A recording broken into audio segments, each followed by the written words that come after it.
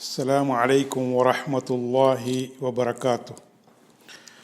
கண்ணியத்துக்குரிய அல்லாஹ்வின் நல்லடியார்களே, மார்க்கத்தை பற்றி பரிஹசம் செய்வது இரண்டு வகைப்படும் என்று நாங்கள் பார்த்தோம். அதிலே முதலாவது வகை மார்க்கத்தை வெளிப்படையாக பரிஹசம் செய்வது. இதனை பற்றி நாங்கள் பார்த்தோம். முனாஃபிகீன்கள் நபி ஸல்லல்லாஹு அலைஹி வஸல்லம் அவர்களையும் சஹாபாக்களையும் எப்படி பரிஹசம் செய்தார்கள், அதற்காக வேண்டி அல்லாஹு தஆலா திருமறை வசனத்தையும் இறக்கி வைத்தான் என்பதை நாங்கள் பார்த்தோம்.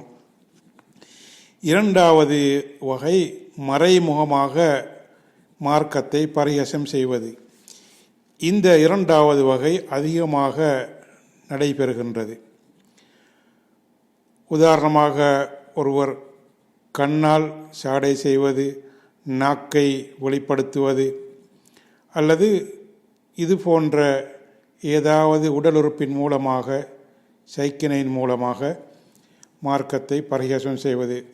குர்ஆனை ஓதும் பொழுது அல்லது ரசூலுல்லாஹி ஸல்லல்லாஹு அலைஹி வஸல்லம் அவருடைய ஹதீஸை சொல்லக்கூடிய நேரத்தில், அல்லது நல்லதை ஏவி தீமையை தடுக்கக்கூடிய நேரத்தில் அவர்களை பரிஹசம் செய்வது.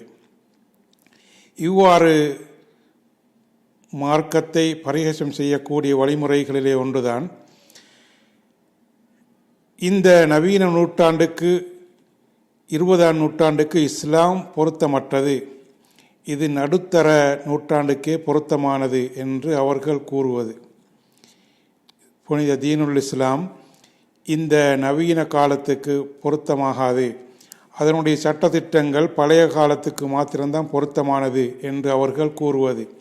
இது மாத்திரமல்ல, இந்த இஸ்லாமிய சட்டத்திட்டங்கள் பிற்போக்குத்தனமுடையது, அது கடுமையான போக்கை கடைபிடிக்கிறது, குற்றவியல் தண்டனைகளிலே மிருகத்தனமான கடுமையான போக்கை கடைபிடிக்கிறது என்று அவர்கள் கூறுகின்றார்கள்.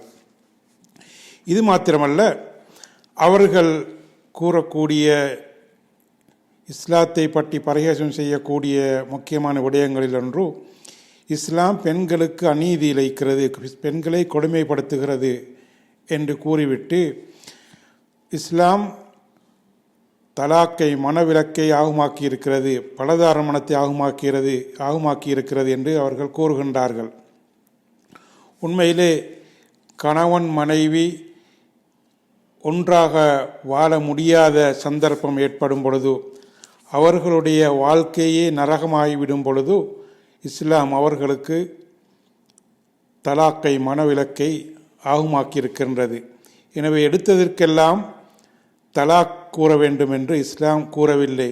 அதே போன்று ஒருவர் ஹராமான முறையிலே, மார்க்கம் தடுத்த முறையிலே தனது வாழ்க்கை அமைத்து கொள்வதை விட பலதார மனத்தின் மூலமாக அவருடைய திருமண வாழ்க்கையை ஒழுங்குபடுத்தி கொள்ளும்படி இஸ்லாம் அனுமதி அளிக்கின்றது.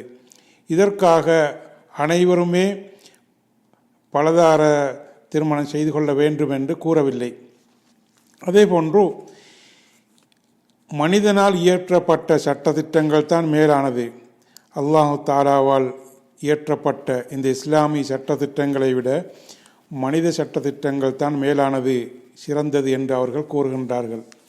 இது மாத்திரமல்ல, எவர்கள் ஏகத்துவத்தின் பக்கம், உண்மையான கொள்கையின் பக்கம் அழைக்கின்றார்களோ, அதே போன்று கபர் வணக்கத்தையும் ஜியாரங்களை வழிபடுவோரையும் யார் தடுக்கின்றார்களோ அப்படியானவர்களை பார்த்து இவர்கள் தீவிரவாதிகள், இவர்கள் முஸ்லிம்களுடைய ஒற்றுமையை இவர்கள் பிரிக்கின்றார்கள், அல்லது இவர்கள் வஹாபிய கொள்கையுடையவர்கள், அல்லது இவர்கள் 5வது மதுஹபை கொண்டு வந்திருக்கின்றார்கள் என்று இது போன்ற வார்த்தைகளை கூறுவது.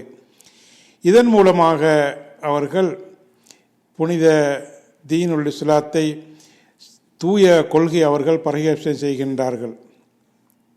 இதே போன்றுதான் நபி ஸல்லல்லாஹு அலைஹி வஸல்லம் அவர்களுடைய சுன்னாவை பற்றி பிடித்திருக்கக்கூடியவர்கள், நபி அவர்களுடைய வழிமுறைகளை சரியான முறையில் பின்பற்றவர்களை பார்த்து இவர்கள் கூறுவது, இந்த புனித தீனுல் இஸ்லாம் முடியிலே மாத்திரமல்ல, அல்லது தாடியிலே மாத்திரமல்ல, என்று அந்த நபி அவர்களுடைய சுன்னாவை பின்பற்றக்கூடியவர்கள் இழிவாக கூறுகின்றார்கள்.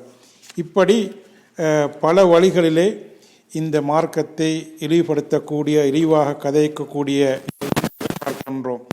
எனவே இந்த இரண்டு நிலையிலிருந்தும் எங்களை நாங்கள் பாதுகாத்து கொள்ள வேண்டும். அதற்கு அல்லாஹ் சுப்ஹானஹு வ தஆலா எங்களுக்கு உதவி செய்வானாக. வாஹிரு தஅவானா அல்ஹம்துலில்லாஹி ரப்பில் ஆலமீன்.